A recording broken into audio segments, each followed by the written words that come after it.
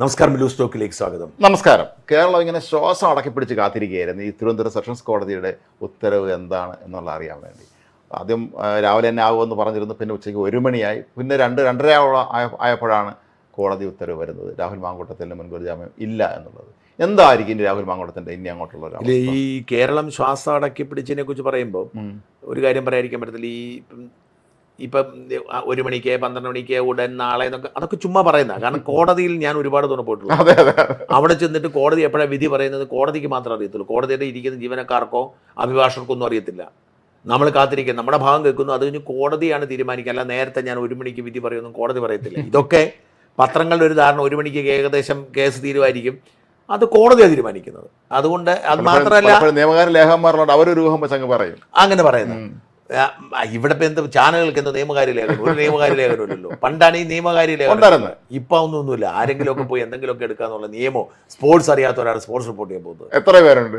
അപ്പൊ ഇവിടെ സംഭവിക്കാൻ പോകുന്നതെന്ന് വെച്ചാൽ, ഈ വിധി ഇതുവരെ പുറത്തു വന്നിട്ടില്ല.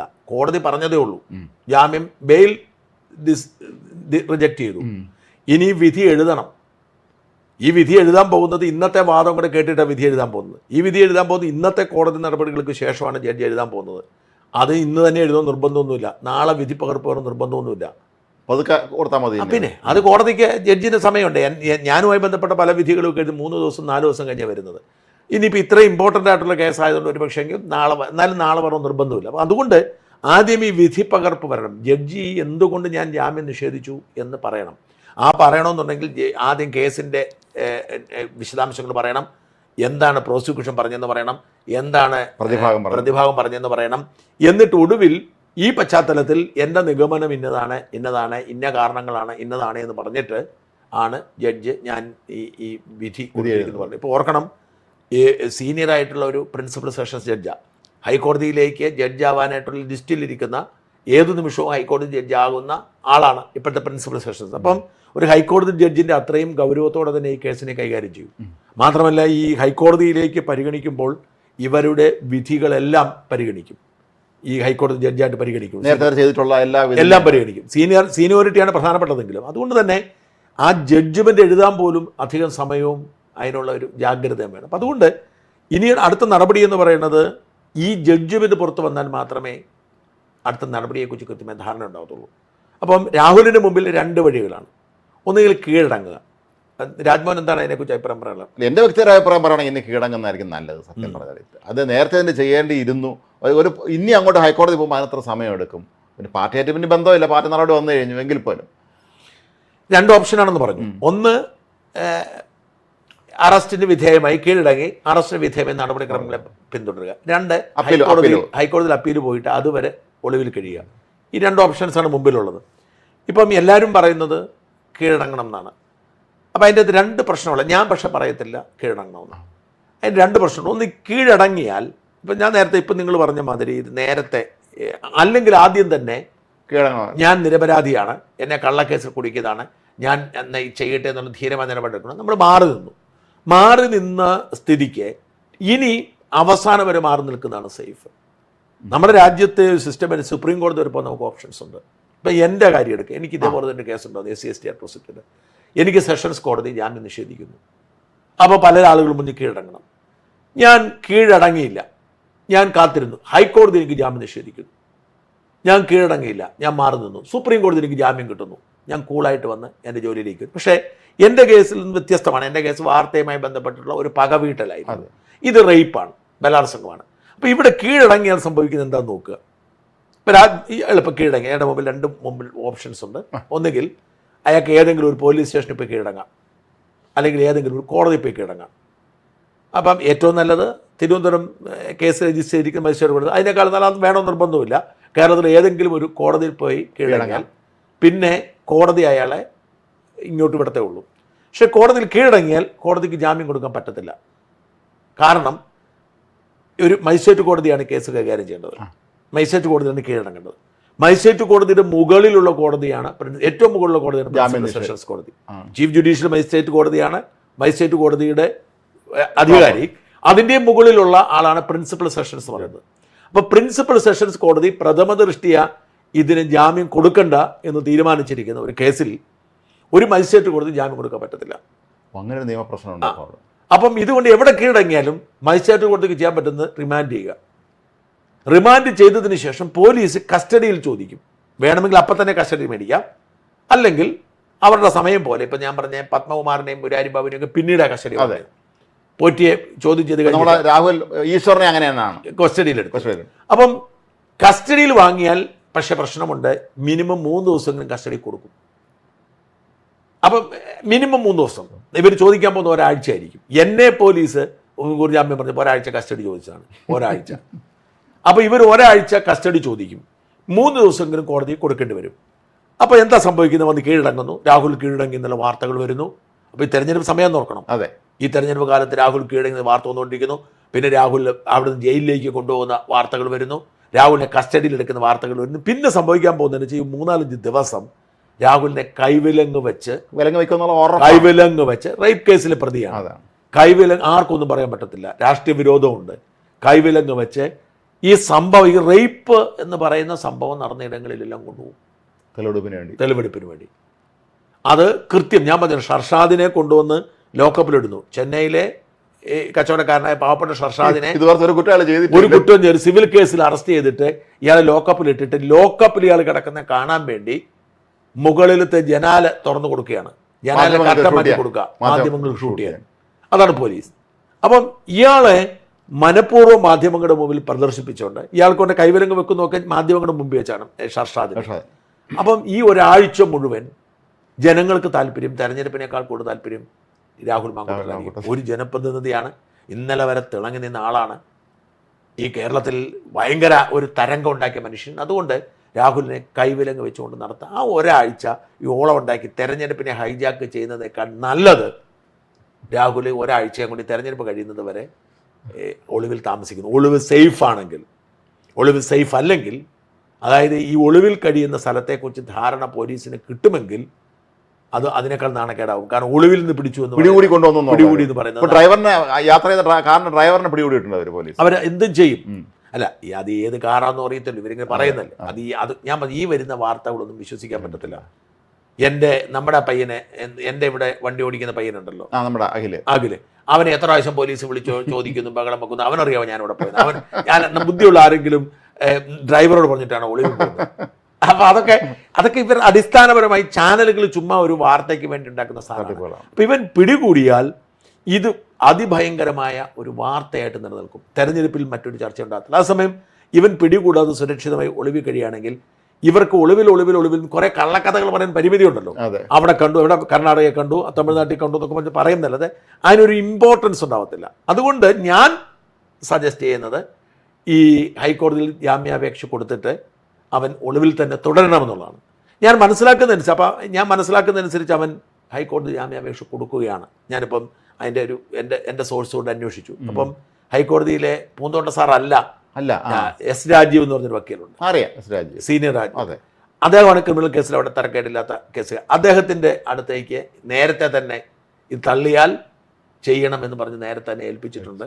മാത്രമല്ല അതിന് ജസ്റ്റിസ് കെ ബാബുവിൻ്റെ ബെഞ്ചിലാണ് ഈ കേസ് വരുന്നത്. വളരെ ഫെയർ ആയിട്ടുള്ള ജഡ്ജാണ്, അതായത് മുഖം നോക്കത്തില്ല, പക്ഷെ നീതിയെ നോക്കത്തുള്ളൂ. അപ്പം നമുക്കറിയില്ല എന്താ സംഭവിച്ചത്. അപ്പം അതുകൊണ്ട് ഈ ജസ്റ്റിസ് ബാബുവിൻ്റെ ബെഞ്ചിൽ വരുന്നത് വരെ ഇയാൾ മാറി നിൽക്കാനാണ് സാധ്യത. പക്ഷേ ഒരു അപകടമുള്ളത്, ഹൈക്കോടതി ഇത് കിട്ടണം നിർബന്ധമില്ല. കാരണം എന്ന് വെച്ചാൽ ഭയങ്കരമായ പബ്ലിസിറ്റി കിട്ടിയൊരു വാർത്തയാണത്, അല്ലേ?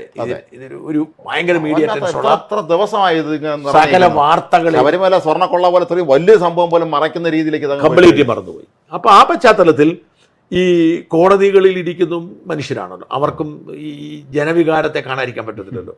അപ്പോൾ അതുകൊണ്ട് തന്നെ നിയമവും ജനവികാരവും ഒക്കെ എതിരായതുകൊണ്ട് ഇത്രയും ഗൗരവമേറിയ കുറ്റകൃത്യമായതുകൊണ്ട് ജാമ്യം കിട്ടും എന്ന് ഉറപ്പൊന്നുമില്ല ഹൈക്കോടതി ചെന്നാലും. പിന്നെ സുപ്രീം കോടതിയിൽ പോകണം. ഒരു സുപ്രീം കോടതി ചെന്നാൽ കിട്ടുമായിരിക്കാം, പക്ഷേ അപ്പോൾ സമയമെടുക്കും. സുപ്രീം കോടതിയിൽ ഈ സ്പെഷ്യൽ ലീവ് പെറ്റീഷൻ എന്ന് പറഞ്ഞൊരു സമ്പ്രദായമാണ്, അത് കൊടുക്കണം ആദ്യം. SLP അവരെടുത്താൽ മാത്രമേ ഈ കേസ് എടുക്കത്തുള്ളൂ. സുപ്രീം കോടതിയിൽ വലിയ സീനിയർ അഭിഭാഷകനാണ് ഇതിനോട് ഹാജരാകുന്നെങ്കിൽ നേരത്തെ എടുക്കാൻ സാധ്യതയുണ്ട്.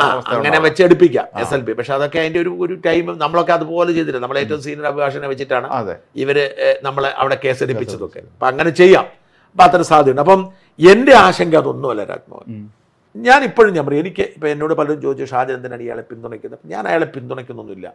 പക്ഷേ എങ്കിൽ പോലും എനിക്കൊരു സിമ്പതി അയാളോടുണ്ട്. ഞാൻ ആ സിമ്പതി എനിക്ക് മറച്ചു വെക്കേണ്ട കാര്യമില്ല. കാരണം അയാളൊരു സൈക്കോ ക്രിമിനലാണെന്ന് ഞാൻ വിശ്വസിക്കുന്നില്ല.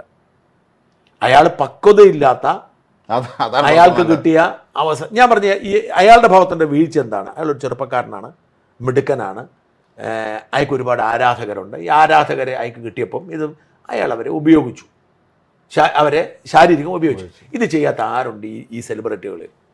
നമ്മുടെ സിനിമക്കാരും രാഷ്ട്രീയക്കാരും, ഈ പറയുന്ന വലിയ സദാചാരം പറയുന്ന നമ്മുടെ സെലിബ്രിറ്റികളും ഒരുമാതിരിപ്പെട്ട മനുഷ്യ എല്ലാവരും. അവൻ MT വാസുദേവൻ്റെ ഒരു പുസ്തകത്തിൻ്റെ അകത്തുണ്ട്, മനസ്സുകൊണ്ടെങ്കിലും വ്യഭിചരിക്കാത്ത ആണുങ്ങളില്ല. സത്യമാണത്. അപ്പം എല്ലാ ഇതിപ്പോൾ ഈ ആരവവും ബഹളം മുഴുവൻ വയ്ക്കുന്നത് ഇവർക്കിത് ലഭിക്കാതെ പോയ ഒരു അവസരത്തിലുള്ള അസൂയ. പ്രശസ്തിയും പദവിയൊക്കെയുള്ള പലരും വളരെ അതീവ രഹസ്യമായി ഒരിക്കലും പുറത്തു വരാത്ത രീതിയിൽ ചെയ്യും. അല്ല, നമ്മുടെ രാഷ്ട്രീയക്കാരിൽ എത്രയോ ആളുകൾ നമ്മൾ വെളിയേറി. ഇപ്പോഴല്ലേ മൊബൈൽ ക്യാമറയും മറ്റേ സോഷ്യൽ മീഡിയ ഒക്കെ ഉണ്ടായത്, CCTV ക്യാമറ. ഇതിനു മുമ്പ് നമ്മുടെ മന്ത്രിമാരുടെ ഓഫീസിൽ ഈ സ്ത്രീകളെ പേഴ്സണൽ സ്റ്റാഫായിട്ട് നിയമിച്ച് മന്ത്രിക്ക് റെസ്റ്റ് എടുക്കുമ്പം ശാരീരിക ആവശ്യത്തിന് ഉപയോഗിച്ചിരുന്ന കാലമുണ്ട് ഇവിടെ. പണ്ടേ മന്ത്രിയുടെ ഓഫീസ് അവസാനം തെളിവെടുപ്പ് നടത്താൻ. അതെല്ലാം ഉണ്ട്. അതൊന്നും ആരും അറിയത്തില്ല.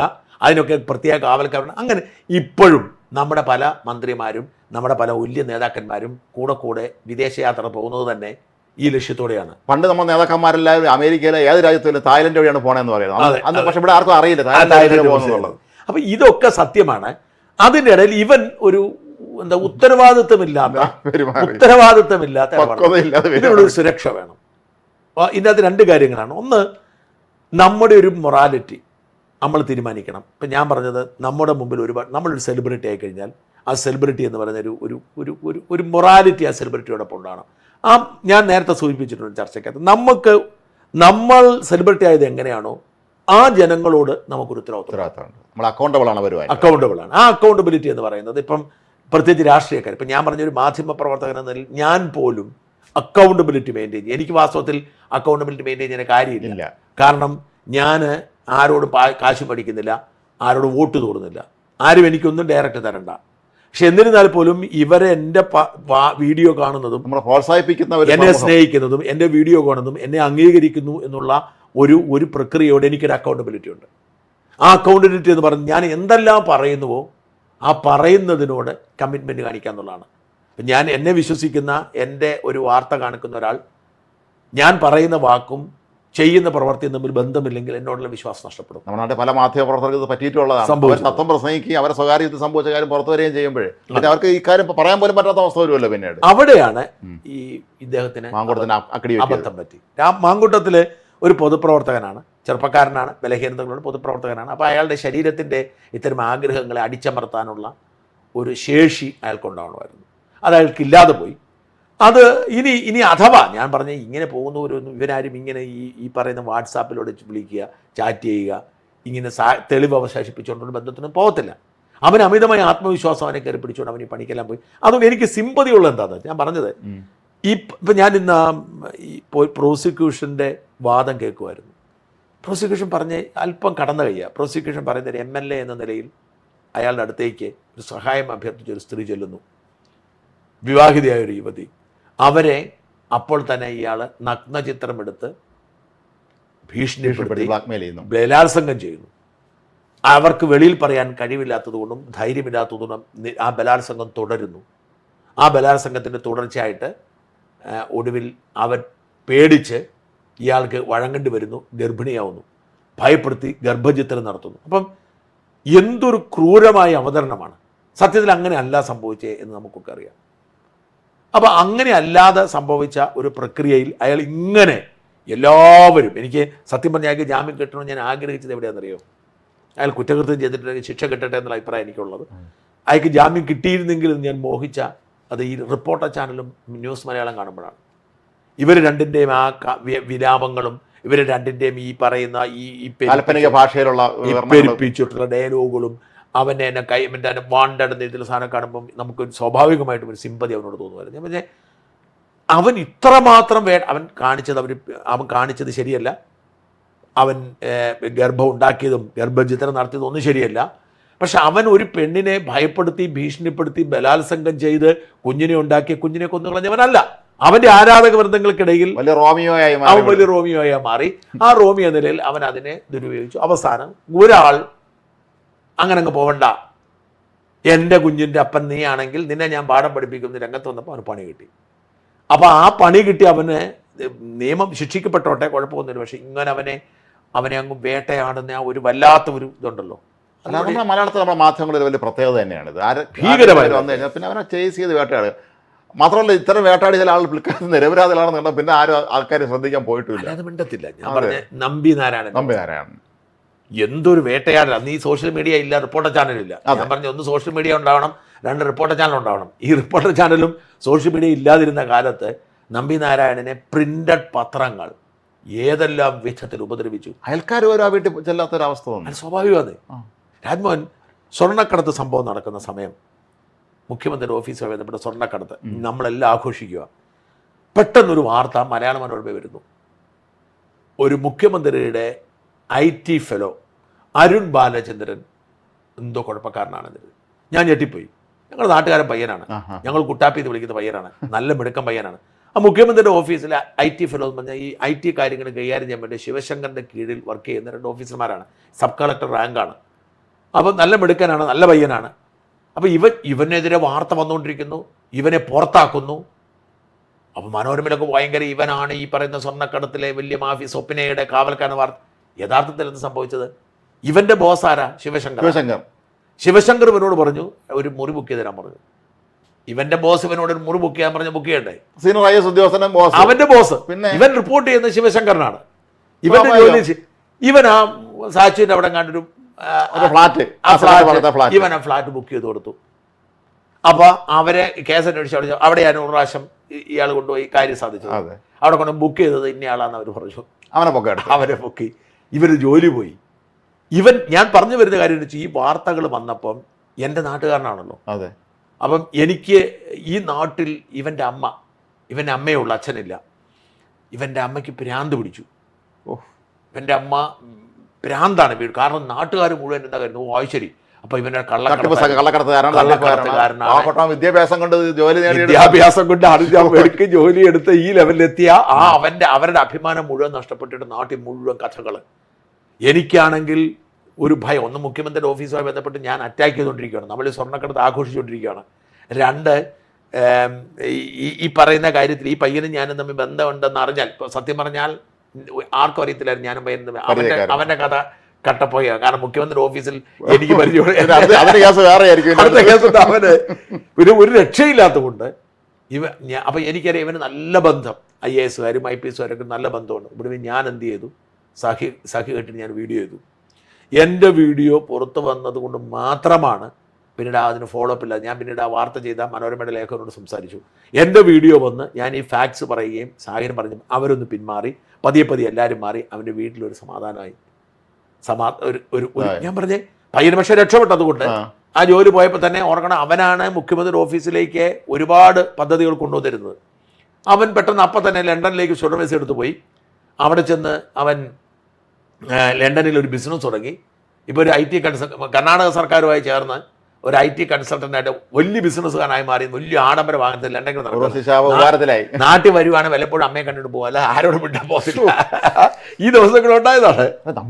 വീട്ടിൽ കല്ലു പറഞ്ഞ അവസ്ഥ എത്തിയില്ലായിരുന്നു ആളുകൾ. ഇതിൻ്റെയൊക്കെ ഒരു ട്രാജഡി അതാണ്. ഇപ്പം ഞാൻ പറഞ്ഞത്, ഞാനിപ്പോൾ ഈ ചെറുക്കൻ്റെ അമ്മയെക്കുറിച്ച് ഓർക്കുവാണ്. എനിക്കതിലാ സങ്കടം. ഞങ്ങൾ കഴിഞ്ഞ ദിവസം വീട്ടിലെ കാര്യം പറയായിരുന്നു. അമ്മയെ സഹോദരിക്ക് അവിടെ 4ാമത്തെ വയസ്സിൽ, ഇവൻ്റെ 3ാമത്തെ വയസ്സിൽ അച്ഛൻ മരിച്ചു പോയി. ആ അമ്മ വേറൊരു വിവാഹം കഴിക്കാതെ ഈ 2 മക്കളെ വളർത്തി അവരെ കൊണ്ടുവന്ന് ഇവനിലൂടെ ഇഷ്ടം പോലെ പ്രശസ്തി കിട്ടി, യശസ് കിട്ടി. എന്നിട്ട് ഒടുവിൽ ഇപ്പോൾ ഈ കഥകൾ ഇതെല്ലാം വരുമ്പോൾ അമ്മ എങ്ങനെ സഹിക്കും? ഒന്നത് ഇവനിതെങ്ങനെ സഹിക്കും? അമ്മയും പെങ്ങളെയും ഒക്കെ ഇവനെ. ഞാൻ പറഞ്ഞത്, നമ്മൾ ഇതൊക്കെ പറയുമ്പോഴും ഇവൻ ചെയ്ത കുറ്റകൃത്യം എന്ന് പറഞ്ഞാൽ അവൻ്റെ ആരാധകരായി വന്ന പെൺകുട്ടികളെ അവൻ ഉപയോഗിച്ചു എന്നുള്ളതാണ്. ബലാത്സംഗമായിട്ട് നമുക്ക് പറയാൻ പറ്റത്തില്ല. അപ്പം ഈ ചെറുക്കന് ഇവൻ്റെ ആയുസ് ആലോചിച്ചു. ഇവന് പെട്ടെന്ന് MLA ആകുന്നു, യൂത്ത് കോൺഗ്രസ് പ്രസിഡന്റ് ആകുന്നു, കേരളത്തിലെ ഏറ്റവും ജനപ്രീതിയുള്ള ഗ്ലാമറസ് ആയിട്ടുള്ള യൂത്ത് കോൺഗ്രസിന്റെ ഒരു പരമ്പരയിൽപ്പെട്ടതില്ലേ ഏറ്റവും ഗ്ലാമറസ് ആയിട്ടുള്ള ഷാഫിക്ക് പോലും ഇത്രയും തിളക്കില്ല. ഈ സോഷ്യൽ മീഡിയ ഇത്രയും ഹൈപ്പ് കൊടുത്ത ഒരു ആളുണ്ടായിരുന്നു. അപ്പം ഇവൻ്റെ ആ ഒരു ഭയങ്കരമായ ഒരു ഭാവി പൊടുന്നനെ അങ്ങില്ലാതാവുന്ന അവസ്ഥയുണ്ട്. അന്ന് ഈ സംഭവം ഉണ്ടായപ്പോൾ കേസില്ല. അന്ന് പത്രങ്ങളിലെ വാർത്ത വരുന്നു, ചാനലുകളെല്ലാം വാർത്ത വരുന്ന ഈ സമയത്ത് ഈ പയ്യൻ വീട്ടിൽ, ഞാൻ വിളിക്കുമായിരുന്നു, ഇവൻ വീട്ടിലെ, ഞാൻ പറഞ്ഞു എനിക്ക് അങ്ങനെ പ്രത്യേകിച്ച് അടുപ്പമൊന്നുമില്ല, എനിക്കൊരു സിമ്പതി അവനോട് തോന്നിയിരുന്നു. കാരണം എന്താണെന്ന് വെച്ച് കഴിഞ്ഞാൽ എനിക്കൊരു സിമ്പതി അവനോട് തോന്നിയിരുന്നു. അപ്പോൾ നമ്മുടെ കേസ് നമ്മൾ വിളിച്ചിട്ടൊന്നുമില്ല, ഞാൻ അവനോട് അപ്പം ഞാനൊന്ന് വിളിക്കുമ്പോൾ പൊട്ടിക്കരഞ്ഞിട്ടുണ്ട്. അവൻ എന്നോട് പറഞ്ഞു, ചേട്ടാ എനിക്ക് ഉറങ്ങാൻ പറ്റത്തില്ല. സ്വാഭാവികം. ഈ എന്നും വാർത്തകളും പ്രശ്നങ്ങളും പ്രതിസന്ധികളും. അവൻ ഉറക്കഗുളി കഴിച്ച് ഉറങ്ങിക്കൊണ്ടിരുന്നത്. അത് കഴിഞ്ഞ് അതിനെ അതിജീവിച്ച് അതെല്ലാം ഒതുങ്ങിക്കഴിഞ്ഞ് അവൻ തിരിച്ചു വരുന്നു. തിരിച്ചു വന്നപ്പം ഞാൻ തന്നെയാണ് ഞാൻ നിരവധി പേര് പറഞ്ഞ പോലെ ഞാനും മോപ്പിച്ചെടുത്തു, മോനെ നീ വെറുതെ ഇരുന്നിട്ട് കാര്യമില്ല, നിന്റെ കരിയറാണ്. അപ്പോഴും നമ്മുടെ വിശ്വാസം എന്നാ തോന്നുന്നു, കാരണം അവൻ നമ്മളോട് പറഞ്ഞ ഇതെല്ലാം തീർന്നു, ഒന്നുമില്ല, പത്രമാണ്. അപ്പോൾ ഇങ്ങനെ ഒരു പെണ്ണ് രംഗത്ത് വരാൻ സാധ്യത ഉണ്ടെന്ന് അവനാണ് അറിയാവുന്നത്, നമുക്കറിയത്തില്ലല്ലോ. അതെ, നമുക്കാർക്കും അറിയത്തില്ല. നമ്മളിത് ആരെന്ന് അറിയില്ലല്ലോ, പരാതിക്കാരിയില്ല, ഒന്നുമില്ല. അപ്പം നമ്മളെടുത്തിൻ്റെ സ്റ്റാൻഡ് എന്താണ്? പരാതിക്കാരിയില്ല, അങ്ങനെ സാഹിത്യം എന്ത് ചെയ്യും, നമ്മളെടുത്തിൻ്റെ സ്റ്റാൻഡ്. അന്ന് ഞാനിവരോട് പലതവണ പറഞ്ഞിരുന്നു, ഒരു പെണ്ണ് വരുമെങ്കിൽ നീ സൂക്ഷിച്ചു. ഇല്ല ചേട്ടാ, ഒരാളും എനിക്കെതിരെ വരത്തില്ല, എനിക്ക് ഉറപ്പാണെന്നാണ് പറഞ്ഞിരുന്നത്. അപ്പോൾ ഇങ്ങനെ വരാൻ സാധ്യതയുണ്ടെങ്കിൽ പിന്നെ ഇവൻ വീണ്ടും ഇറങ്ങി കളിക്കരുതായിരുന്നു. അമിതമായ ആത്മവിശ്വാസം. അത് തന്നെയാണ് കാര്യം. അങ്ങനെ അവൻ ഇറങ്ങിക്കളിച്ചു. ആ ഇറങ്ങിക്കളിച്ചതിൻ്റെ ഭാഗമായിട്ട് അവൻ പോയി. ഇനി അവിടെ പോയാലും അവൻ ഈ നടിമാരെയൊക്കെ വിളിച്ച് റീൽസ് ഇട്ട് ഷൈൻ ചെയ്യാൻ പാടില്ലായിരുന്നു. അത് രണ്ടാമത്തെ അബദ്ധം. വളരെ സൂക്ഷിച്ച്, കുറച്ച് ശ്രദ്ധയോടെ സൂക്ഷിച്ച് ജീവിക്കണം, കൈകാര്യം ചെയ്യും. അപ്പോൾ ഇവനറിയാമല്ലോ, ഞാൻ പറഞ്ഞ നമ്മളുമായി ബന്ധപ്പെട്ട് എന്നെ ചുറ്റിപ്പറ്റി എത്രയോ ആരോപണങ്ങളുമാരെ പലയിടത്ത്. അന്ന് ഞാൻ എന്താ ആത്മവിശ്വാസം, നമുക്കറിയാമല്ലോ എൻ്റെ യാഥാർത്ഥ്യം എന്താ. അത്രേ ഉള്ളൂ. ഈ യാഥാർത്ഥ്യം നമുക്കറിയാവുന്നിടത്തോളം നമുക്കിതിനകത്ത് വിഷമിക്കേണ്ട കാര്യമേ ഇല്ല. അപ്പോൾ ഇവന് പറ്റിപ്പോയ കാര്യം എന്താ വെച്ചാൽ, ഇവൻ ഈ ആത്മവിശ്വാസത്തോട് ഇത് കംപ്ലീറ്റ് കൊളാക്കി. എന്നിട്ട് ഇപ്പോൾ ഇവൻ ഈ ഒലിവിൽ താമസിക്കുക എന്ന് പറഞ്ഞ രാജ്മോഹൻ അത്ര എളുപ്പമുള്ള കാര്യമല്ല. ഭയങ്കര ഡിസ്ട്രസ്സിങ്. ഞാൻ പലതവണ ഒളിയിൽ കഴിഞ്ഞിട്ടുള്ള ആളാണ്. ഈ ഭയങ്കര ഡിസ്ട്രസ്സിങ് ആണ്. കാരണം എനിക്ക് എൻ്റെ പ്രധാനപ്പെട്ട ഒളിവ് സമയങ്ങളിലെല്ലാം എനിക്ക് ഈ ഡിസ്ട്രസ് ആവാതെ കഴിയാൻ പറ്റുന്ന സാഹചര്യം ഉണ്ടായിരുന്നു. പക്ഷേ ഇവനെ ഇതുപോലത്തെ കുറ്റമല്ലല്ലോ, കുറ്റകൃത്യമല്ല. എങ്കിൽ പോലും നമ്മൾ ഒറ്റപ്പെടും. നമുക്ക് ആരോടും കമ്മ്യൂണിക്കേറ്റ് ചെയ്യാൻ പറ്റത്തില്ല. നമ്മൾ ആരോ വിവരങ്ങൾ കൃത്യമായിട്ട്, നമുക്കിപ്പോൾ ഇൻ്റർനെറ്റുള്ള കാരണം വിവരങ്ങൾ അറിയാം. എങ്കിലും നമുക്കുള്ള ഒരു വല്ലാത്ത ഒരു ഒറ്റപ്പെടലിൻ്റെ ഒരു അവസ്ഥയുണ്ട്. ഈ ഒറ്റപ്പെടലിൻ്റെ അവസ്ഥയിൽ ചെറുക്കൻ കഴിയാണ് കഴിഞ്ഞ ഒരാഴ്ചയായിട്ട്. ഇനി എത്ര കാലം അങ്ങനെ കഴിയേണ്ടി അറിയത്തില്ല. അപ്പോൾ എൻ്റെ ഭയം മുഴുവൻ, ഞാൻ പറഞ്ഞത്, ആ വ്യക്തി എന്നതിൽ നോക്കൂ. ഇവനൊരു ക്രൂരനായ ഒരു മനുഷ്യനാണെങ്കിൽ, ഇവൻ ഈ പറഞ്ഞൊരു സൈക്കോപാത്ത് ആണെങ്കിൽ ഇവനൊന്നും ബാധിക്കത്തില്ല. കാരണം പക്ഷേ ഇവൻ അങ്ങനല്ല. ഇവനൊരു സാധാരണ ചെറുപ്പക്കാരനാണ്. പക്ഷേ അതിൻ്റെ ഇടയിൽ ഇവൻ്റെ ഈ ശരീരത്തിൻ്റെ ബലഹീനത കൊണ്ട് ഇവനങ്ങ് വീണ് പോയതാണെങ്കിൽ ഇവന് നിങ്ങൾ താങ്ങും. സൈക്കോളജിക്കലി ഇവന് നിങ്ങൾ താങ്ങാൻ പറ്റും. കാരണം രാജ്മോഹൻ നാളെ മുഖ്യമന്ത്രി വരെ ആവേണ്ട ഒരാൾ, പാലക്കാടിന്റെ ചരിത്രത്തിൽ ഏറ്റവും അധികം ഭൂരിപക്ഷത്തിൽ ജയിച്ച MLA ചെറുപ്പക്കാരൻ, ഒരുപാട് രാഷ്ട്രീയ ഭാവിയുള്ള ഒരാൾ, ഒരു സുപ്രഭാതത്തിൽ എല്ലാം പോയി, കൂടെ നിന്നവരെല്ലാം തള്ളിപ്പറഞ്ഞു. അവസാന നിമിഷം അവൻ്റെ ബലം എന്ന് പറയുന്നത് അവൻ പിടിച്ചു നിന്നിരുന്നത് ഈ സതീശനും മറ്റുമൊക്കെ കൈവിട്ടപ്പോൾ അവൻ ഷാഫി വേണുവായിരുന്നു അവൻ്റെ ഒരു പ്രതീക്ഷ. വേണുവും തള്ളിപ്പറഞ്ഞു. പാർട്ടിയിലേക്ക് ഇനി തിരിച്ചു വരവില്ലെന്ന് പറഞ്ഞു. ഈ പശ്ചാത്തലത്തിൽ ഇവൻ്റെ മുമ്പിൽ ഇരുട്ടാണ്, ശൂന്യതയാണ്. പാർട്ടി നിന്ന് പുറത്താക്കി, ഇനി പാർട്ടി തിരിച്ചു. ആ ശൂന്യതയിൽ ഇവൻ ചിന്തിക്കുമ്പോൾ ഇനി എന്താണ് ഭാവി? ഈ കേസ് തീർന്ന് ഇവൻ നിരപരാധിയാണെന്ന് തിരിച്ചറിയുന്ന എത്രയോ വർഷങ്ങൾ, എത്ര കാലം എടുക്കും? അപ്പോൾ അവൻ്റെ കംപ്ലീറ്റ് ഇരുട്ടാവുമ്പോൾ ഇവരിതിനെ എങ്ങനെ അതിജീവിക്കും? ഇവരൊരു സൈക്കോപാത്തും ക്രൂരനുമാണെങ്കിൽ ഒരു പക്ഷേ അല്ല, ഇവനെങ്ങനെ അതിജീവിക്കാം? സാധാരണ മനുഷ്യനാണെങ്കിൽ പെട്ടും മാനസിക വന്ന് എന്തെങ്കിലും കടുങ്കൈ കാട്ടിയാലോ? ഈ ബഹളം വെക്കുന്നവരൊക്കെ എന്ത് ചെയ്യും? ഞാൻ പറഞ്ഞു, ഇവൻ ഇപ്പോൾ ഒളിവിൽ കഴിയുന്നു. ഈ ഒളിവിൽ കഴിഞ്ഞ് നമ്മളിപ്പം ഒളിവിലാകുമ്പോൾ ഒരു കുഴപ്പം കൂടിയുണ്ട്, ആശ്വസിപ്പിക്കാൻ ആരും കിട്ടത്തില്ല. ഇവൻ ഈ പറഞ്ഞ വല്ലാത്ത സ്ട്രെസ്സിലൂടെ പോകുന്ന അവസ്ഥയിൽ സാരമില്ലട എന്ന് പറഞ്ഞ് അവനെ ഒന്ന് ചേർത്ത് പിടിച്ചിട്ട് അവനെ ആശ്വസിപ്പിക്കാൻ ആരും കിട്ടത്തില്ല. കാരണം അവനെ അത്ര സേഫായിട്ട് എവിടെയെങ്കിലും ആയിരിക്കും. അവിടേക്ക് ആരെങ്കിലും വരുകയും പോവുകയും ചെയ്ത് കഴിഞ്ഞാൽ തിരിച്ചറിയപ്പെടാം.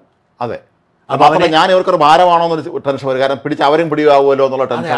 അതുകൊണ്ട് ഇവൻ ആ സ്ട്രെസ്സിനെ ഇവൻ ഒറ്റയ്ക്ക് എങ്ങനെ അതിജീവിക്കും? ഇന്ന് MLA സത്യപ്രതിജ്ഞ 1 വർഷം പൂർത്തിയായി.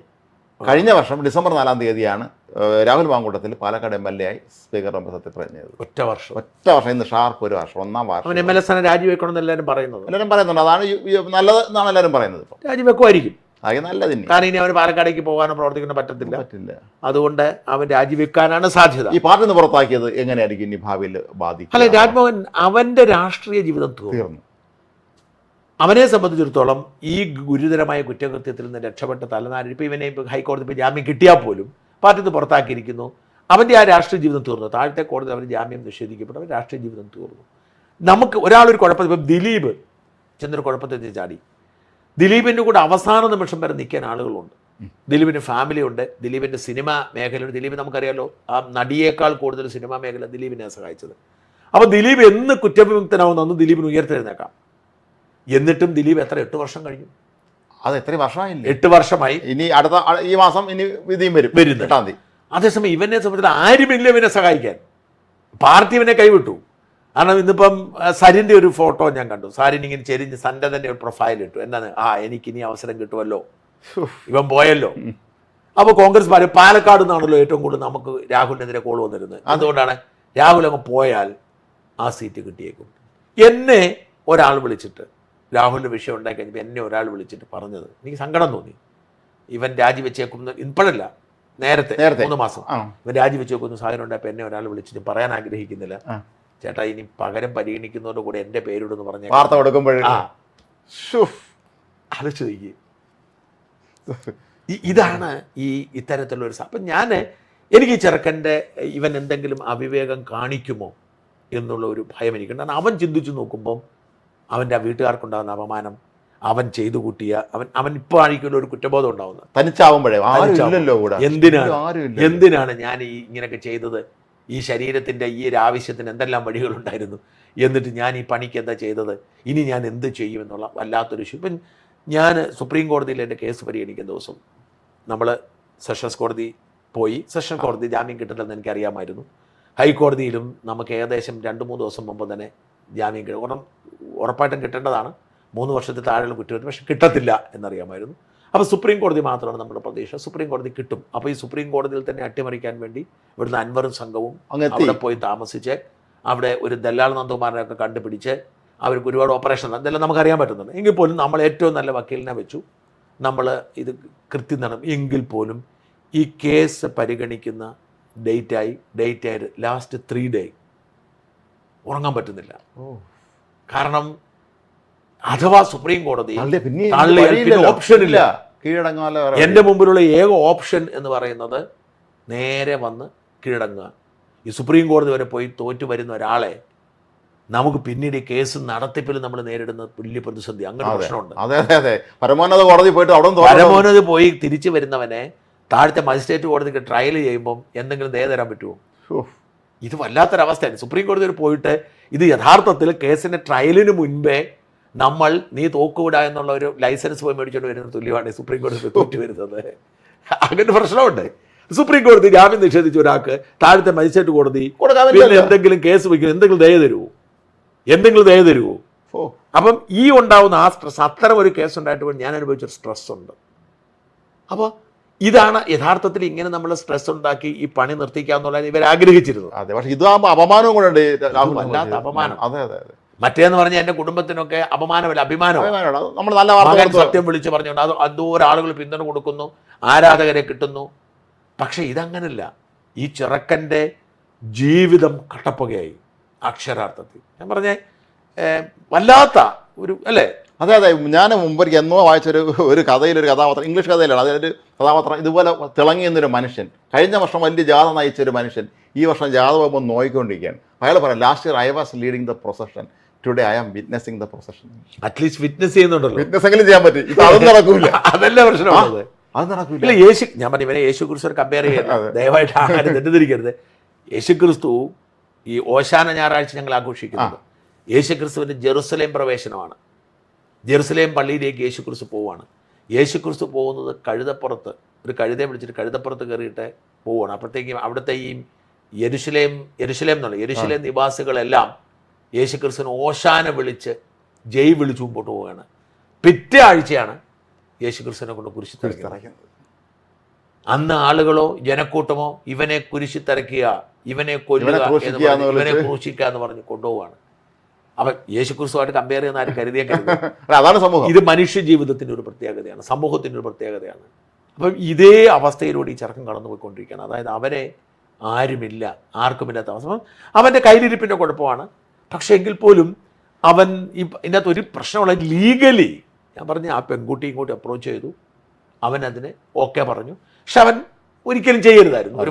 ഒരാൾ ഗർഭിണിയാക്കുക, ഗർഭചിത്രം നടത്തുക, ഇതൊന്നും അത്ര ശരിയല്ല. പക്ഷേ ഒരു മനുഷ്യൻ എന്ന നിലയിൽ അവൻ്റെ ആ ദൗർബല്യത്തിന് അവൻ വീണ്ടും കേസുകൾ വന്നുകൊണ്ടിരിക്കുന്നു. ഇപ്പം വന്നിരിക്കുന്ന 2ാമതൊരു കേസ് വന്നല്ലോ. ഞാൻ ആദ്യം കരുതിയിരുന്നത്, നമ്മൾ ഇന്നലെ പറഞ്ഞിരുന്നത് അത് കള്ളക്കേസാണ് അങ്ങനെ. പക്ഷെ ഇന്നിപ്പം ഞാൻ മനസ്സിലാക്കുന്നത് അങ്ങനെ ഒരു വ്യക്തി ഉണ്ടെന്നും അതെ, അവർക്ക് മെയിൽ അയച്ചു എന്നാണ് പോലീസ്, ഇങ്ങോട്ട് മെയിൽ അയച്ച ഐ ഡിയിലേക്ക് തിരിച്ചെന്ന് വാർത്തകൾ പോകുന്നത് അറിയില്ല. മെയിലൊന്നും അവർ ഓപ്പൺ ചെയ്യില്ല, കാരണം അവർ പെട്ടെന്ന് ഒരു മെയിൽ ഉണ്ടാക്കി അയച്ചതായിരിക്കും. അതായിരിക്കും. അതല്ല, ഇതാരാണെന്നൊക്കെ പോലീസിനും ആളുകൾക്ക് അറിയാവുന്ന ചില കോൺഗ്രസ്സുകാർ പറയുന്നുണ്ട്. പക്ഷെ അവർക്ക് കേസ് കൊടുക്കാൻ പറ്റുന്ന ഒരു സാഹചര്യമൊന്നും അല്ലത്രേ. ഓക്കെ. അപ്പോൾ അതുകൊണ്ട് കേസ് കൊടുക്കാൻ അവർ ആഗ്രഹിക്കുന്നില്ല. അപ്പോൾ എന്തായാലും വഷള. അപ്പോൾ ഇത് നിർണായകമായി, അതായത് ഇന്നത്തെ ഈ കോടതി ഉത്തരവിൽ നിർണായകമായി. കാരണം ഇതിൽ FIR ഇട്ടിട്ട് FIR ഇന്ന് കോടതി കൊണ്ട് കൊടുത്തിരുന്നു. ഇന്നത്തെ വാദമില്ലേ, ആ വാദത്തിൽ ഏറ്റവും പ്രധാനപ്പെട്ട രണ്ടാമത്തെ കേസിൽ FIR ഉണ്ട്. യഥാർത്ഥത്തിൽ അതിന് ആ ഒരു FIR ഇന്നലെ അത് ചർച്ചയായില്ല, കാരണം FIR ആയില്ല. ഇന്നലെ രാത്രി FIR ആക്കി. ഈ രണ്ടാമത്തെ ബലാത്സംഗം, 23 വയസ്സുള്ള കേരളത്തിന് പുറത്തുള്ള ഒരു പെൺകുട്ടിയെ ബലാത്സംഗം ചെയ്തു എന്നുള്ളത് ഒരു FIR ആയിട്ട് കൊണ്ട് കൊടുക്കുമ്പം കോടതി അത് പരിഗണിക്കും. കാരണം ഇവൻ്റെ ഒരു പശ്ചാത്തലം, ഇവൻ പല സ്ത്രീകളെയും ബലാത്സംഗം ചെയ്തു എന്നുള്ള പശ്ചാത്തലം ഉള്ളതുകൊണ്ട് കോടതി പരിഗണിക്കും. എന്തായാലും എനിക്കിതിനകത്ത് ആകെ സങ്കടമുള്ളത് ഈ റിപ്പോർട്ടർ ചാനലിൻ്റെയും ന്യൂസ് മലയാളത്തിൻ്റെയും സരിൻ്റെയും ഈ അമിതാഹ്ലാദമാണ്. അപ്പം തന്നെ ആദ്യം രംഗത്തിറങ്ങിയ റിനി ആഹ്ലാദ പ്രകടനം നടത്തി രംഗത്തുണ്ട്. ആ കുട്ടിക്ക് എന്നാൽ പിന്നെ ആദ്യം തന്നെ ഇത് പറഞ്ഞാൽ പോരായിരുന്നു. അവിടെ എവിടെയും പറയാതെ അവിടെ എവിടെയും തൊട്ടിട്ട് ഇത് മനഃപൂർവ്വം ഇതിങ്ങനെ വഷളാക്കി. അങ്ങനെ ഉണ്ടെങ്കിൽ രാഹുൽ മാങ്കൂട്ടത്തിൽ ഇങ്ങനെയാണെന്ന് പരാതിപ്പെട്ട പോരായിരുന്നു. അങ്ങനെ ആക്കി ഇപ്പം അതിൻ്റെ ക്രെഡിറ്റ് എടുത്തുകൊണ്ട് വന്നിട്ടുണ്ട്. എന്തായാലും രാഹുൽ മാങ്കൂട്ടത്തിൽ ചെയ്ത കുറ്റത്തിന് ശിക്ഷിക്കപ്പെടണം. രാഹുൽ മാങ്കൂട്ടത്തിൽ ഒരു മോറൽ, ഒരു രാഷ്ട്രീയ നേതാവ് എന്ന നിലയിൽ അദ്ദേഹം അധാർമികമായി പ്രവർത്തിച്ചു. എല്ലാവർക്കും വളർന്നു വരുന്ന നേതാക്കന്മാർ മാതൃകയാവണം. ശരീരത്തിൻ്റെ ആവശ്യങ്ങൾ അത് വളരെ സ്വകാര്യമായി കൈകാര്യം ചെയ്യേണ്ടതാണ്. അത് അതിരുവിട്ട് കടന്നു പോകേണ്ടതല്ല. അതിന് പല വഴികളുണ്ട്, ആ വഴികൾ തേടണം. അല്ലാതെ അത് പഴയ നേതാക്കന്മാർ വല്ല തായ്ലൻഡിലോ അല്ലെങ്കിൽ അങ്ങനെ എവിടെയെങ്കിലുമൊക്കെ പോകണം, ബാലിയിലോ മറ്റേ എന്തോ വേറൊരു ദ്വീപുണ്ടല്ലോ, പട്ടായാണോ, അവിടെയൊക്കെ പോകുന്നതാണ് നല്ലത്. ഇവിടെ ഇങ്ങനെ പണി ഒപ്പിച്ചു കഴിഞ്ഞാൽ ഇതൊക്കെ സംഭവിക്കുമെന്ന് തിരിച്ചറിയുക. ഇത് ഒഴിവാക്കാൻ രാഷ്ട്രീയ ഒരു നമുക്ക് ഒരു കാര്യം കിട്ടുമ്പോൾ അതിന് അനുബന്ധമായ ഒരു കോസ്റ്റ് ഉണ്ടാവും. അത് ഇത്തരം അവസരം കിട്ടുമ്പോൾ അത്തരം കാര്യങ്ങൾ വേണ്ടെന്ന് വയ്ക്കാനാണ്. ഈ വലിയൊരു MLA ആകുമ്പോഴും ഒരു സമൂഹത്തിൽ പ്രധാന പദവിയിൽ എത്തുമ്പോഴും ഇത്തരം ആഗ്രഹങ്ങൾ വേണ്ടെന്ന് വയ്ക്കുകയാണ് ചെയ്യേണ്ടത്. അല്ലാതെ ആഘോഷിച്ചു തൻ്റെ ജീവിതം എന്ന് വേണമെങ്കിൽ പറയാം. പക്ഷേ അതിൻ്റെ പേരിൽ ഇയാൾ ഒരു മഹാ സൈക്കോ ക്രിമിനലാണെന്നും ക്രിമിനൽ കുറ്റവാളിയാണെന്നും ഒരു പാവപ്പെട്ട പെണ്ണിനെ തട്ടിയെടുത്തുകൊണ്ട് ബലാത്സംഗം ചെയ്ത് ഗർഭചിത്രം നടത്തി കൊന്നുകളഞ്ഞെന്നും അവനെ കൊല്ലുക, ക്രൂശിക്കുക എന്ന് പറഞ്ഞ് ഇവനെ അങ്ങ് ഒറ്റപ്പെടുത്തി ആക്രമിക്കുന്നത് എത്രമാത്രം ഗുണകരമെന്ന് എനിക്കറിയില്ല. എന്തായാലും പ്രിയപ്പെട്ട രാഹുൽ, നീ ചെയ്ത കുറ്റകൃത്യത്തിന് നീ ശിക്ഷ അനുഭവിക്കുന്നു. അതിനേക്കാൾ കൂടുതൽ നീ അനുഭവിക്കുന്നു. ഇനി നീ അവിവേകമൊന്നും കാണിക്കാതെ ജീവിതത്തിലേക്ക് തിരിച്ചു വരാൻ നോക്കുക. ഇനി നിൻ്റെ മുമ്പിൽ ഇരുട്ടാണ്, നിൻ്റെ മുമ്പിൽ ശൂന്യതയാണ്, നിൻ്റെ മുമ്പിൽ ഒരു രാഷ്ട്രീയ ഭാവിയില്ല. പക്ഷേ നിനക്ക് ജീവിതമുണ്ട്, നിൻ്റെത് മാത്രമായി ജീവിതം. ഞങ്ങൾക്കൊക്കെ ഇങ്ങനെ പറഞ്ഞു പോയാൽ മതി. നിൻ്റെ ജീവിതം നിൻ്റെത് മാത്രമാണ്. അത് നഷ്ടപ്പെടുത്താതെ അത് മര്യാദയ്ക്ക് അതിനുപയോഗിക്കുന്ന കഴിയിലേക്ക് ശിഷ്ടജീവിതം കൊണ്ടുവന്ന് ശ്രമിക്കുക. എല്ലാവിധ ആശംസകളും. നന്ദി, നമസ്കാരം.